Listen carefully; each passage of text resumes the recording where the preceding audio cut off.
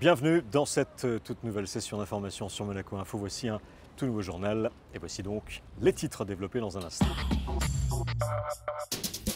La 7e édition du Jumping de Monte-Carlo, les meilleurs cavaliers professionnels, des épreuves parallèles, ambiance et premiers résultats dans ce journal. Le programme des animations gratuites de l'été dévoilé par la mairie, détails à suivre. Dans ce journal également, nous vous parlerons de l'exposition consacrée au sculpteur Kees Verkade, un demi-siècle d'engagement artistique. Et puis un hommage glamour rendu à l'héritage laissé par la princesse Grace. Ce sera en septembre prochain. Bonjour à tous. Des chevaux et des yachts. Le succès ne se dément pas. 7e édition du Jumping international de Monte-Carlo. C'est l'événement sportif et mondain du week-end. Les premiers résultats, ambiance également avec Christine Datomel et Thomas Deus.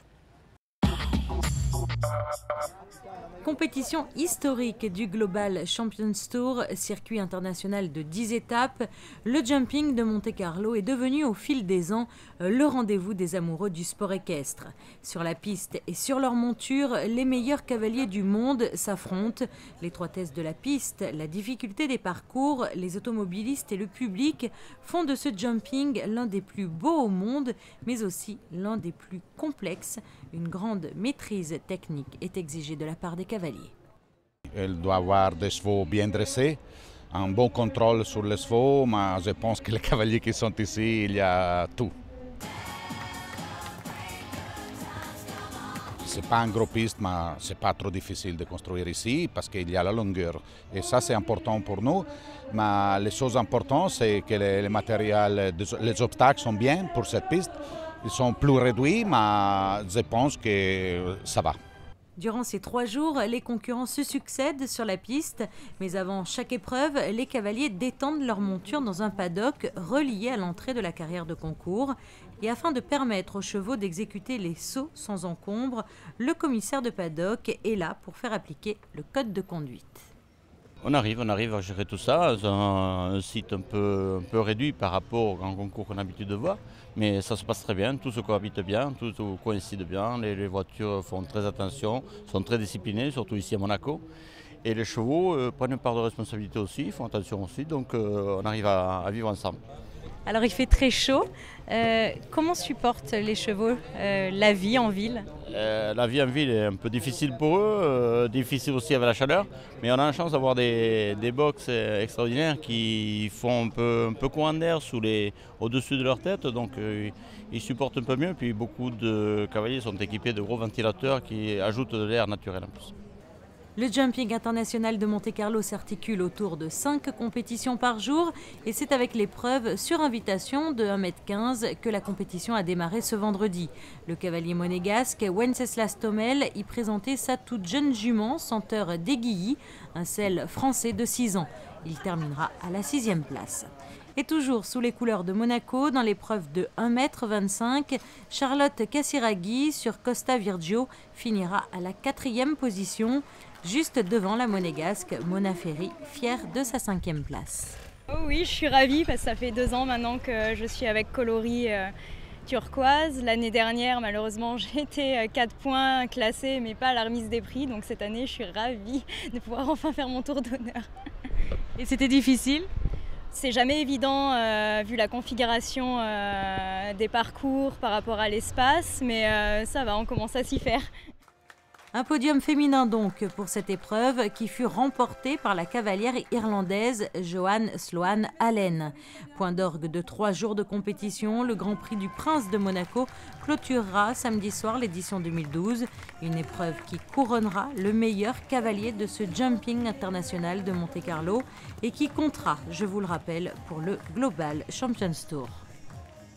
Voilà Christine Datomel qui s'est intéressée à l'une des voix du jumping. Il y a les commentateurs et les consultants de télévision et puis il y a les speakers qui parlent directement à l'oreille des chevaux mais aussi des spectateurs dans les gradins. Il s'appelle André Jacques, il est intarissable. Écoutez sur la beauté de ce CSI 5 étoiles. Je crois que la magie de ce sport, c'est que c'est toujours différent. que vous pouvez avoir les mêmes cavaliers avec les mêmes chevaux sur la même piste 2 jours après. On est loin d'être certain d'avoir le même scénario et je pourrais presque parier qu'on aurait un scénario totalement différent. Voilà pourquoi il est impossible de s'ennuyer et impossible de se lasser. Et puis je trouve que je serais bien mesquin de me plaindre d'avoir le plaisir de présenter aux gens les meilleurs cavaliers de la planète, parce que ce sont vraiment les meilleurs cavaliers de la planète. On est à 30 jours des Jeux Olympiques, je ne sais pas si vous vous rendez compte. Le numéro 1 mondial a gagné l'année dernière.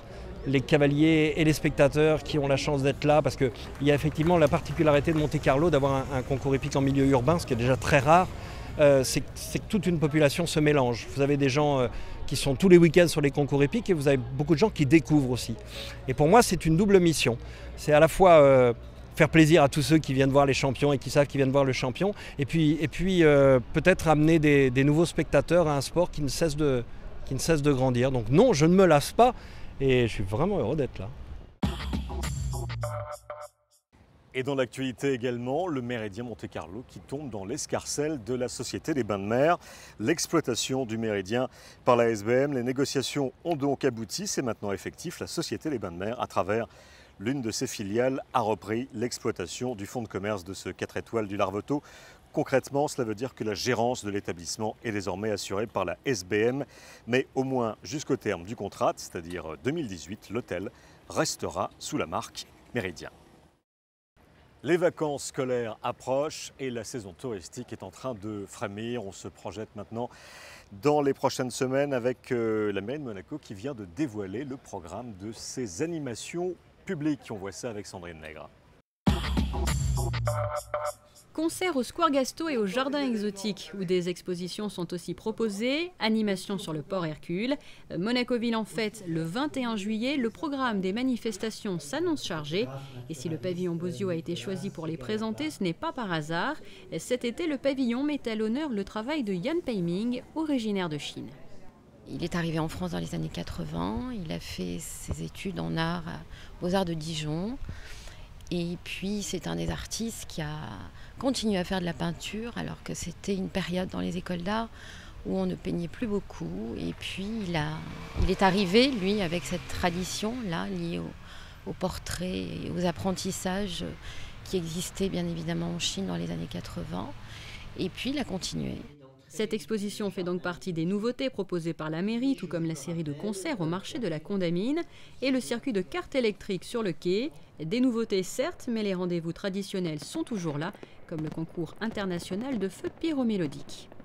C'est le festival le plus ancien de la Côte d'Azur et toujours de grande qualité. Cette année, on a 4 pays en compétition, la France, la Tchéquie, l'Autriche et l'Angleterre. Et on a une petite nouveauté, c'est le site sur lequel vous pouvez retrouver tous les renseignements concernant l'historique des feux, mais également les horaires. Et une chose importante aussi, c'est le vote du public. Alors n'oubliez pas bien sûr d'aller sur le site, au travers du site de la mairie ou sur le site des feux d'artifice, et vous pouvez trouver un endroit où vous pourrez voter. Et je vous invite à le faire parce que l'artificier qui sera primé par le public recevra également un prix. Il y a un jury également de professionnels, donc il y a mes collègues adjoints au maire, il y a quelques personnalités monégasques, des personnalités également du domaine artistique. Et ces gens également décerneront un prix, mais qui aura pas plus ni moins de valeur que le vote du public. Et c'est la France qui donnera le coup d'envoi de ce concours le 9 juillet, un concours que vous pourrez suivre gratuitement. L'animation, c'est une des priorités de la mairie de Monaco. Nous, ce que nous voulons, c'est la qualité, évidemment, la diversité, les manifestations quand même traditionnelles et surtout la gratuité, puisque nous avons sur 43 manifestations, animations, 41 sont gratuites. Donc c'est très important pour nous et c'est surtout ces animations se rapportent à toutes les tranches d'âge de la population pour toute génération. À noter dans vos agendas, premier événement à venir le 2 juillet, concert au Square Gasto dès 19h30. Suite de ce journal, c'est un événement en 3 temps, sous forme de triptyque sur 3 jours, donc dans plusieurs établissements de la Principauté. C'est un hommage qui sera rendu à l'héritage laissé par la princesse Grace. Vous avez le temps de vous préparer, ce sera du 14 au 16 septembre prochain.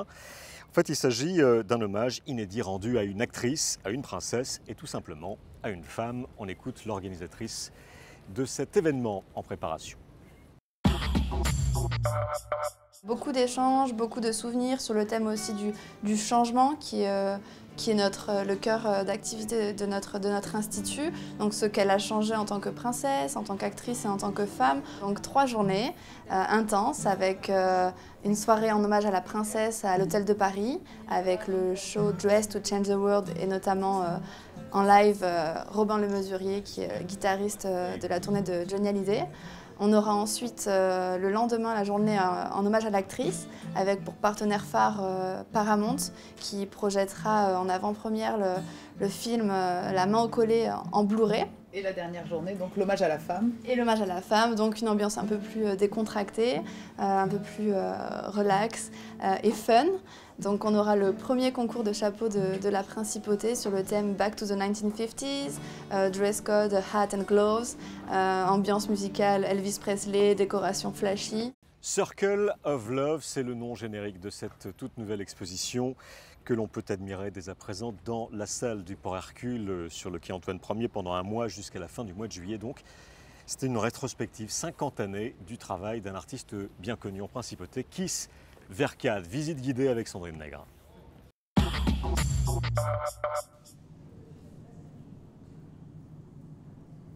Et quels sont les points communs entre Keith Verkade et Marc Chagall? Ils ont à plusieurs reprises organisé dès les années 70 des expositions conjointes, mais pas seulement.